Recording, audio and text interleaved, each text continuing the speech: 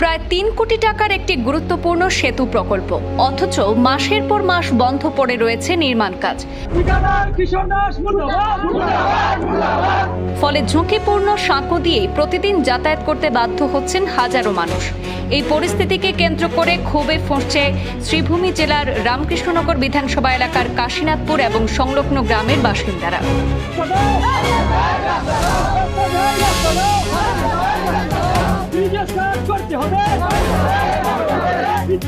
রামকৃষ্ণনগর বিধানসভা কেন্দ্রের চেরাগি কটামনি সড়কের উপর নির্মীয়মান ২ নম্বর সেতুর কাজ দীর্ঘদিন ধরে বন্ধ রয়েছে বলে অভিযোগ। প্রায় ২,৯৭,০০,০০০ টাকা ব্যয়ে নির্মাণাধীন এই সেতুর ভিত্তিপ্রস্তর স্থাপন হলেও বাস্তবে নির্মাণ কাজে তেমন অগ্রগতি না হওয়ায় এলাকাবাসীর মধ্যে অসন্তোষ বাড়ছে। স্থানীয়দের দাবি, নির্বাচনের সময় উন্নয়নের একাধিক প্রতিশ্রুতি দেওয়া হলেও বাস্তবে সেই প্রতিশ্রুতির প্রতিফলন দেখা যায়নি। তাদের অভিযোগ, সেতুর কাজ বন্ধ থাকায় প্রতিদিন স্কুল কলেজ পড়ুয়া, কৃষক, শ্রমজীবী মানুষ এবং সাধারণ যাত্রীদের একটি ঝুঁকিপূর্ণ সাঁকো ব্যবহার করে চলাচল করতে হচ্ছে। জরুরি চিকিৎসার ক্ষেত্রেও চরম সমস্যার মুখে পড়তে হচ্ছে বলে অভিযোগ বাসিন্দাদের। এলাকাবাসীর আরও অভিযোগ, প্রকল্পের দায়িত্বপ্রাপ্ত ঠিকাদার কিশোর দাস কাজ শুরু করলেও দীর্ঘদিন ধরে তা বন্ধ রেখেছেন। আর এই ঘটনায় স্থানীয়দের একাংশ ঠিকাদারের পাশাপাশি এলাকার বিধায়ক বিজয় মালাকারের ভূমিকার নিয়েও প্রশ্ন মুখে তুলেছেন। এই পরিস্থিতির প্রতিবাদে সংবাদ মাধ্যমের সামনে বিক্ষোভে সামিল হন বহু গ্রামবাসী। তাদের দাবি, অবিলম্বে সেতুর নির্মাণ কাজ পুনরায় শুরু করতে হবে, পাশাপাশি স্থায়ী সেতু নির্মাণ শেষ না হওয়া পর্যন্ত নিরাপদ অস্থায়ী পারাপারের ব্যবস্থা করারও আহ্বান জানিয়েছেন তারা। বিক্ষোভকারীদের হুঁশিয়ারি, দ্রুত কাজ শুরু করা না হলে আগামী দিনে বৃহত্তর গণ আন্দোলনের পথে হাঁটবেন তারা।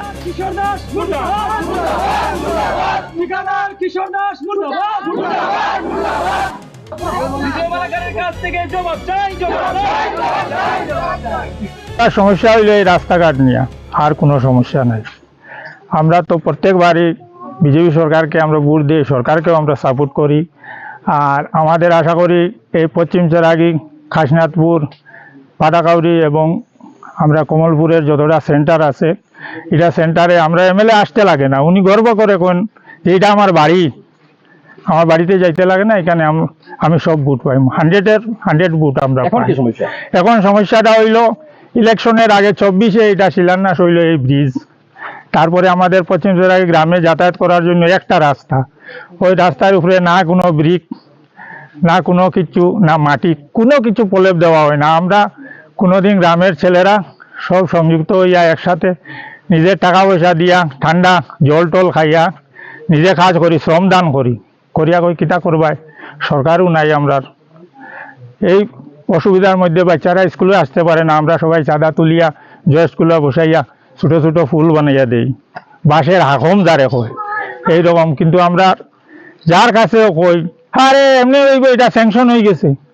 স্যাংশন হইলে কাজ হয় না, কেন হয় না? তাহলে আমরা কতদিন থেকে কাজটি করে রয়েছে? 2 বছর হয়ে গেছে। 24শে ডিসেম্বরে যখন শিলান্যাস হয়, তারপরে ইলেকশনের আগে 26-এ যখন ইলেকশন হয়, ইলেকশনের 1 সপ্তাহ আগে কাজটা অল্প হয়েছিল। ইলেকশন পর 1 সপ্তাহ আগে এরা চলে গেছে। যারা কাজের লোক মিস্ত্রিগুলা কই থেকে আইছে, কোন জায়গা থাকি, এটা আমরা কেউ জানি না। বিভাগীয় ঠিকাদার বা ঠিকাদারের তো নাম এখানে বোর্ডে আছে। এখন আপনারা মানে অভিযোগ জানিয়েছিলেন? অভিযোগ জানানোর তো লোক আমরা যারে পাই এরে কই, যারা প্রতিনিধি আছে আমাদের গ্রামে, যদি একজন মেম্বার থাকে বা এমএলএর প্রতিনিধি আছে, মন্ডলের প্রতিনিধি আছে, সবার কাছে আমরা এইগুলা তুলে ধরি। ভাই, রাস্তাঘাটের যন্ত্রণায় আমরা হাঁটতে পারি না, একদম গরু মহিষের মতো। এখানে দেখা গেছে কিছু নির্মাণ সামগ্রী আছে, নির্মাণ সামগ্রী তো আনিয়া দেখা গেছে, এখন পর্যন্ত আর আয় নাই। কেমন দিন থেকে কাজটা বন্ধ? হয়তো কাজ ইলেকশনের আগে। এখন কি দাবি? এখন দাবিটা আমরা এগুলা হইব না হইতো না। সরকারের যদি এটা কোনো একটা দায়িত্ব লয় না, বা আমাদের ভারপ্রাপ্ত এমএলএ আছেন, এগুলা যদি কিছু করে না, তাহলে আমরা গ্রামবাসী করবো বাধ্য হয়ে। আমরা যে ভারতে আসি কি অন্য জায়গার নাগরিক বলি, আমরা নিজে চান্দা তুলিয়া যা পারি এরকম কাজ করব। এখানে আমার গ্রামের সব ভাই বোনেরা এবং আমার দাদারা দিদিরা সব আজকে জমায়েত হয়েছে। অভিযোগ এটাই আমাদের যে আজকে বিগত 2024-এ ডিসেম্বরে এই ব্রিজটা শিলান্যাস হয়েছিল। শিলান্যাস হওয়ার পূর্বে আমরা জেনেছি যে এটা স্যাংশন হয়েছে। তৎসঙ্গে আমাদের এই ব্রিজটা, কাশীনাথপুর অঞ্চলের যে ব্রিজ, প্রথম ব্রিজ, তারপরে আরো একটি ব্রিজ আমাদের সামনে স্যাংশন হয়েছে। কত টাকা বরাদ্দ? এটা সঠিক আমাদের জানা নেই, সাইনবোর্ডে লেখা আছে। তো 1 বছর বিগত হয়ে গেল, ইলেকশনের আগ মুহূর্তে অল্প কাজ হয়েছিল। কন্ট্রাক্টর ছিলেন, ঠিকাদার ছিলেন আমাদের কি নাম, কিশোর দাস। ওনার সঙ্গে আমরা যোগাযোগ করেছি, বারবার যোগাযোগ করা সত্ত্বেও উনি ফোনে কোনো রেসপন্স করেন নাই। এবং ইলেকশনের কিছুদিন পর একদিন রেসপন্স করেছিলেন, বলেছিলেন যে কাজ শুরু হবে। তারপরে 3জন না 4জন লোক এসে, লেবার এসে বলেছিল যে কাজ আর বন্ধ হবে না, কন্টিনিউ চলতে থাকবে। কিন্তু দেখা যায় এখানে 1টি বা 2টি রিং তৈরি করে ওটা বোরিং করা হয়নি, এমনি ওভাবে ফেলে রেখেছে। এবং ওদেরকে বললাম যে কি হলো, এত কম লোক এসে তোমরা কিভাবে কাজ করবে? তো ওরা বললো যে ওদের ঠিকাদারের কাছে আর লোক নেই, বা ও পারছে না, ওর মেশিন নষ্ট, কি কি প্রবলেম দেখাচ্ছে। তৎসঙ্গে আমাদের যে সেকেন্ড ব্রিজটা কাশীনাথপুরের, যেমন আমাদের এটা কোটামণি রোড, সেকেন্ড ব্রিজের যে ঠিকাদার আছেন উনি আমাদেরকে প্রেসার দিচ্ছেন যে কিশোর দাসকে আপনারা বলেন যে আমাদেরকে সাবওয়ে বানিয়ে আমাদের সেকেন্ড ব্রিজের জন্য সামগ্রীগুলো নিতে সাহায্য যাতে হয়। কিন্তু রেসপন্স কোনো কিছু কিশোর দাস করছে না। আমি এরপর একটাই জিনিস অনুরোধ রাখবো, আমাদের বিধায়ক মহাশয় আজকে আমাদের অনেক কাজ দিয়েছেন, কিন্তু কাজ সঠিক মানুষের হাতে না পড়ার জন্য আমরা এই ভুক্তভোগী হয়েছি, এই জনগণ। এটাই দুঃখ আমাদের, যে বিধায়ক স্টেপ তো নিয়েছেন, কিন্তু মাননীয় মুখ্যমন্ত্রীর কাছে আমি এটাই আবেদন রাখবো যে এই ধরনের কন্ট্রাক্টরের কাছে কেন টেন্ডারগুলো পাস হয়, টেন্ডারগুলো আটকে রেখে দিয়ে বড় ধরনের কোনো কন্ট্রাক্টরকে, যার টাকা আছে, যার সামর্থ্য আছে যে কাজ করার, যার কাছে লেবার অতিরিক্ত আছে, ওরা যদি করতে পারে তাহলে ওদেরকে টেন্ডারে কেন উনি পাস করেন না? এটাই আমরা আমাদের জনগণের বা আমরা সবারই এটাই অভিযোগ, যে যাতে দৃষ্টি আকর্ষণ করে বলছি আমাদের মাননীয় মুখ্যমন্ত্রী মহাশয়কে, যে অতি সত্বর উনি এই জিনিসটা তদন্ত করেন।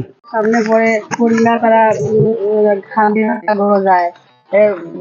সবেও কইলাম যে রাস্তাটাও অনলাইনে আমরা খুব ইয়ে করলাম, আমরা নতুন যাওয়া লাগে বাজার আছে, আমরা রাস্তাটার লাগে টাকা স্যাংশন হয়েছে ঠিক, এটা তো আমরা জানি না, জানলেও এটা জানি না। আমরা বলবো যে আমরা রাস্তা না, রাস্তা স্যাংশন লাগিতে হতাম, রাস্তা নাই, আমরা স্যাংশন হওয়ার তো দরকারও নাই। রাস্তা হইলে না, বছর হয়ে গেছে রাস্তা হয় না, এরকম রাখছে অর্ধেক করিয়া, এটা তো করার মানেও নেই।